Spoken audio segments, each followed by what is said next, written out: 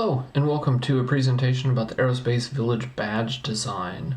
My name is Dan Allen, and I have the Twitch handle at CyberTestPilot. How to PCB. I am completely self-taught. I wanted to get into PCB design, and I found the YouTube series by Sean Hiemel, sponsored by DigiKey.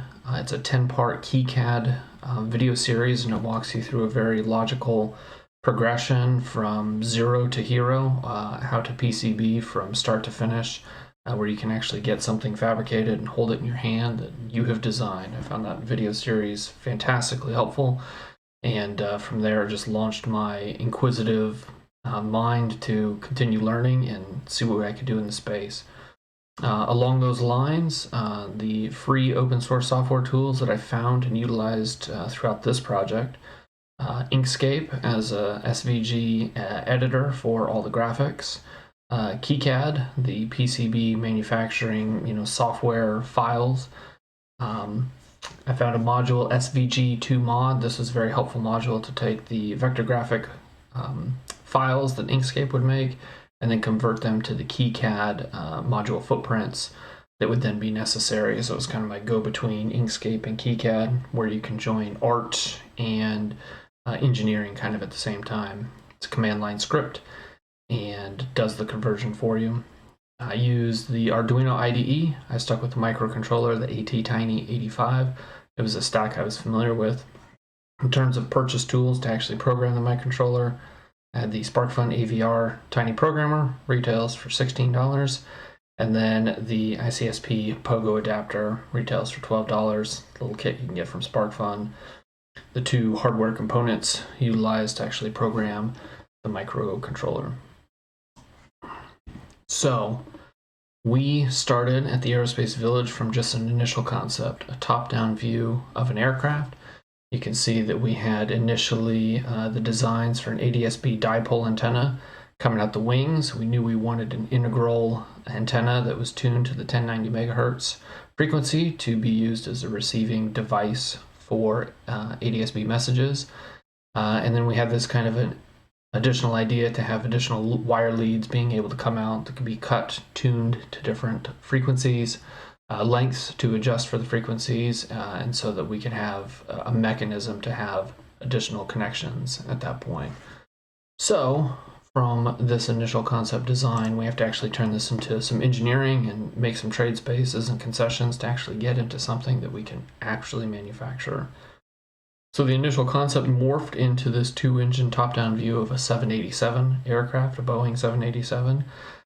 You can see here that the dipole antennas have been moved to be more aligned with the fuselage. This was just a practical length extension where we could get that perpendicular or parallel rather dipole antenna setup as it ran the entire length of the fuselage.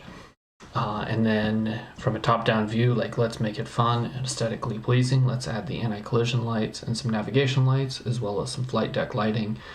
And then use the engines as an opportunity for the SMA connectors. This was really fun because dimensionally it could kind of work out where we scale the engine back from the actual drawing and then kind of use the additional space of the SMA connector to kind of protrude forward as the engine cowling. That was kind of a fun way to play the actual characteristic shapes of an aircraft with the actual components that we were going to need to make the badge functional. So this idea needs to get mapped to a schematic. So here in this box here, we've got the ATtiny85. It's a pretty small form factor and also relatively inexpensive microcontroller. And it had the sufficient amount of pin outs that we needed for this project. Down here in the lower left corner, we've got a switch and connection to a battery so that we can turn power on and off to the device. We've got a breakout here for I2C and then ground and power so that we can interact with the microcontroller external or easier.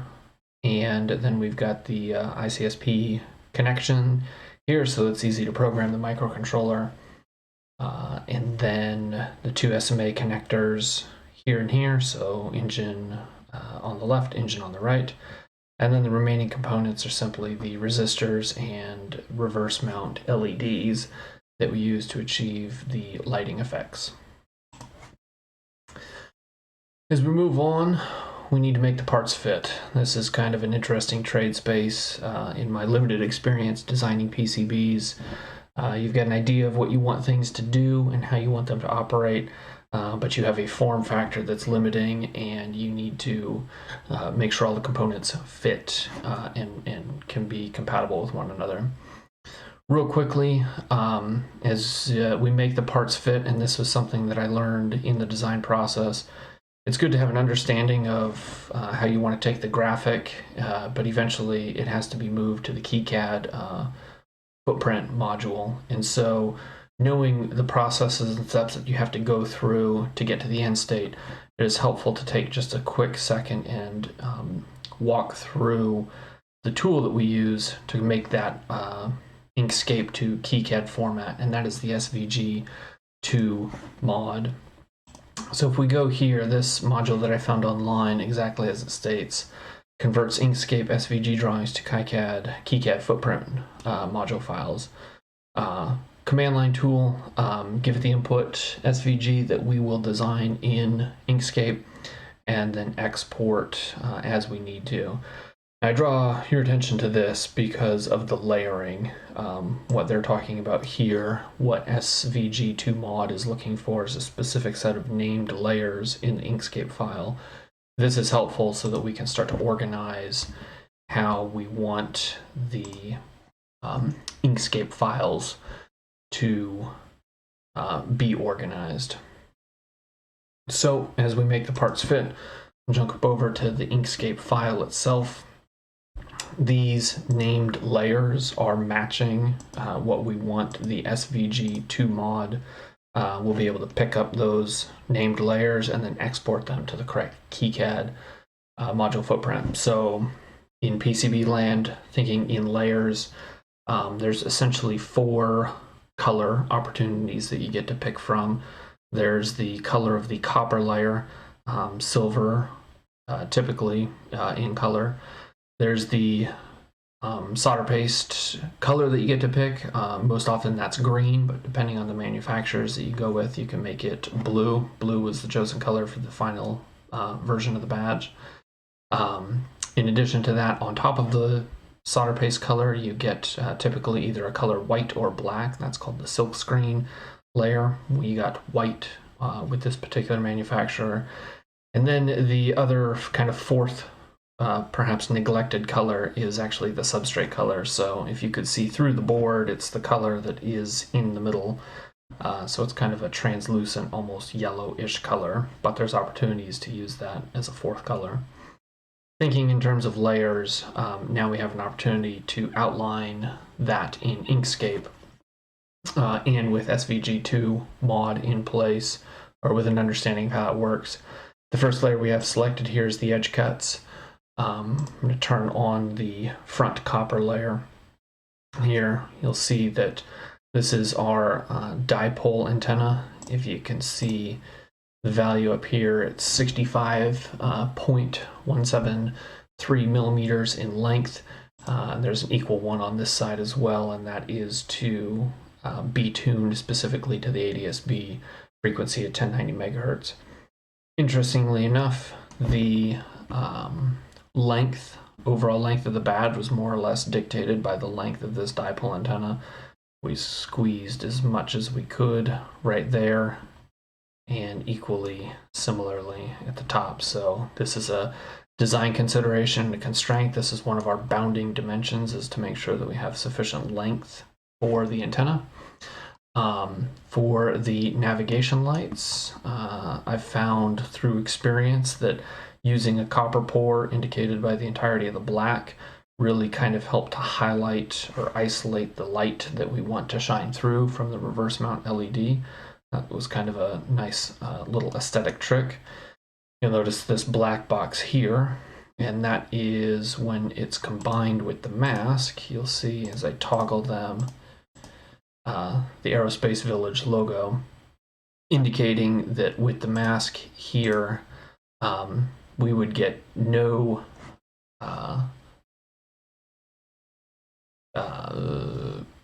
copper would be poured there, but solder screen mask copper would be poured in the entirety of the black circle, but then solder screen mask, the blue, will be absent where the black is here now. So we get the logo to shine through in the same color as our copper pour, which was silver, and then draw your attention to the flight deck lighting. So the mask, this would go through to the substrate, and then because we also in the copper pour, here's the copper, where black is, copper will be, and where the mask is, solder paste will not be. This is kind of an idiom to get used to, and it's even confusing as I vocalize it.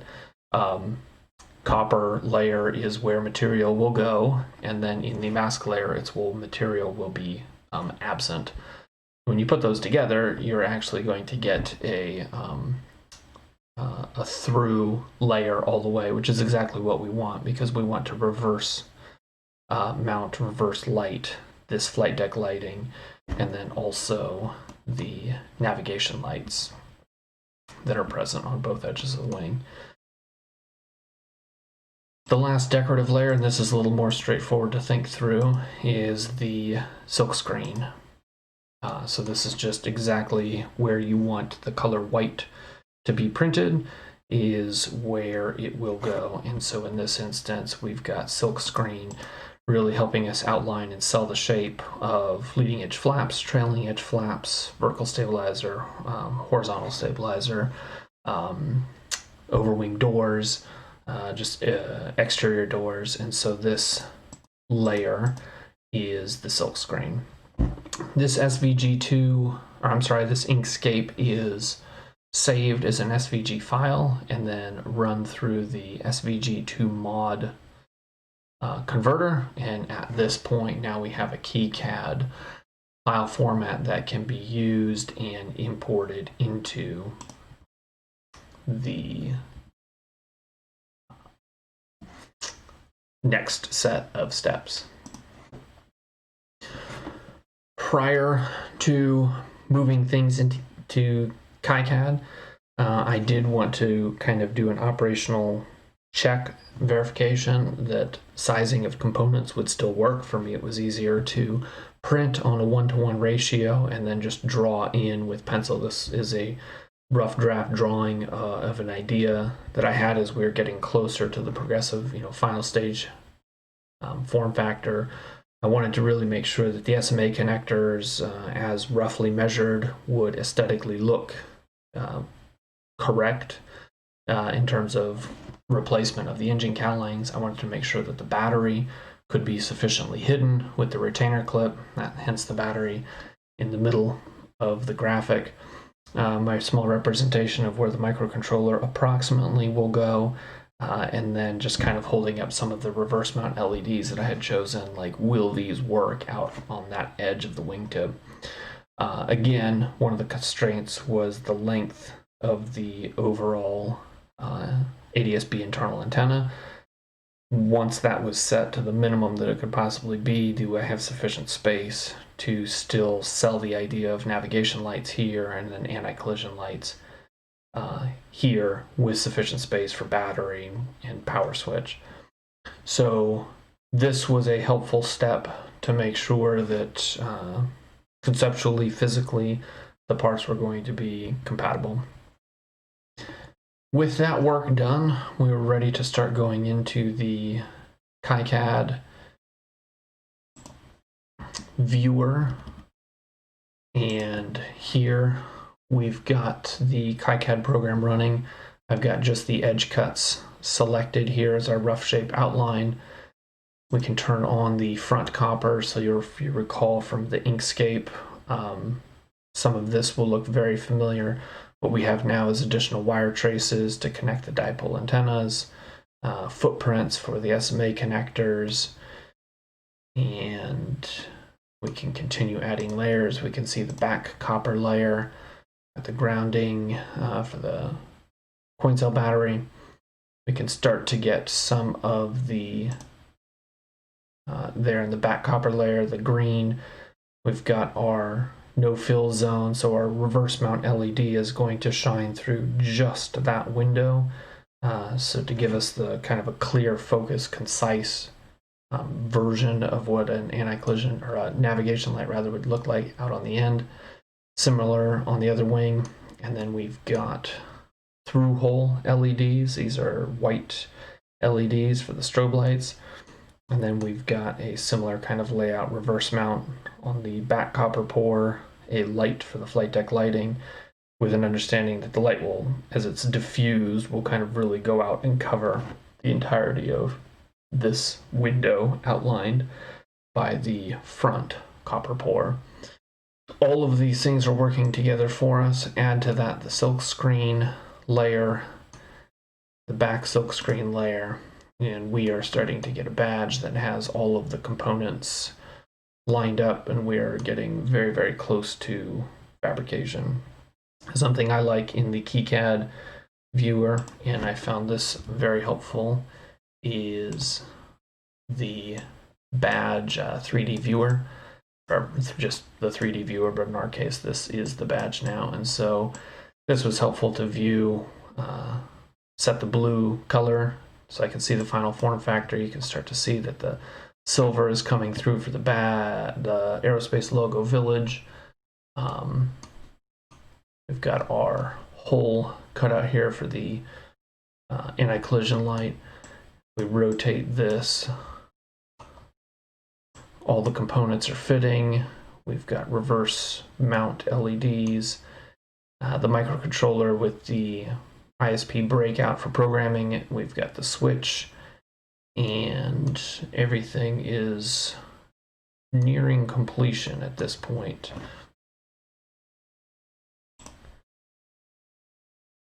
So we have the Kaicad layers. We bundle up the files from Keycad. They're called the Gerber files. You bundle up the zip files, you send them off to the manufacturer. You wait a number of days, weeks, and then you get your first version back. Always a nail biter to see if it actually works the first time. In this case, pleasantly surprised, version 1 worked. It was incomplete in that it didn't have initially like a battery switch or the external antenna connectors, and this was just kind of in the interest of a compressed timeline to make everything work. Some of those initial considerations had just been like foregone, like let's get something working. This did have the internal antenna, did connect it, wire it up, everything worked. There were no shorts. But now in the redesigned version 2, we've switched to the blue color, the final form factor. We've added the terminal connectors for the external wires. Here, if you can see these are spring loaded so that you can load a wire up onto either side, and then it's wired now to one of the SMA connectors. On the back, showing it's got the switch, and another design consideration. I wanted everything to be, to the extent possible, surface mount to keep kind of all the business end on the back end of the badge, where the battery and all the other components are. The one concession I made, and this was intentional, was the through-hole components for the spring-loaded antenna connectors, and that was just to provide a mechanical advantage so that these things are fairly rigid. I was concerned that with the surface mount component, if something got tugged on it, the whole component could come off. Through hole kind of solidified that. So it's still on the back side of the badge, it's still fairly concise. And then the front, of course, the top is a clean badge. The only exception is like the connections where the SMA, as they're a side mount component, they have a mechanical top and bottom part, which is fine in case there's any, again, mechanical tugging on there. So prototype version 2, we had it, wired it up, hooked it up to an RTL SDR dongle, ran the dump 1090, and lo and behold, ADS-B and traffic in my local area was being captured and picked up. I was like, this is amazing. This is really fun. Again, for a first time badge manufacturing process, new to the industry, new to the concept of even doing it myself. Like, something I had designed was working to effectively pick up aircraft. It was the antenna, but it was also aesthetically an airplane, so it's kind of iconic in that sense. And that was a lot of fun and very rewarding. It's working. So we've got the navigation lights on. The strobe lights are pulsing. That was fun to program, kind of just from my experience watching aircraft at night. The approximate pulse cycle of how anti-collision lights work. So that was a fun little event to code up on the microcontroller. And then the really super cool version is at night, where you really get the highlight of the navigation lights. And then, of course, you really get the selling of the anti-collision lights. So, questions, if you are at all interested in making this for yourself. The entire thing has been posted to my AV Badge 2020 GitHub repo. In here, we can see the entirety, all the components, everything that I've gone through is stored in this repo. So the pictures that you've just seen, kit assembly instructions, programming with the Arduino. We even had a contributor add a lanyard modification so you can wear the badge easy enough with a chain or a rope of some sort. All the files are here. If you want to modify it, make recommendations, pull requests is certainly advised, requested. Please do so if you want to make this better. In terms of Kaicad, if you're interested in making this, if you don't want to go through the whole hassle of redesigning everything yourself, you are more than welcome to grab this Aerospace badge version 2.zip. If you take this zip file and send it to the PCB manufacturer of your choice, they will be happy to manufacture a PCB that does exactly as we've walked through. And then in terms of the parts list, we've got the entirety of the this is the parts, all the parts, the CSV, and then the BOM. That may not load. That's the XLS, so GitHub's not going to show me that, but you can download that. We made all the purchases from DigiKey, so all the part numbers and links are referenced relative to DigiKey. Great resource to get all of the obscure individual components for the badge. And approximate DigiKey purchase price for all the BOM is about $13, and then again, depending on your PCB manufacturer, you probably get 5 badges, just PCB, probably delivered to your door for anywhere in the ballpark of like $10 to $15 at the low end. Might take a month to get, but it's available. But that is a walkthrough of the Aerospace Village badge presented at DEF CON Safe Mode. Thanks.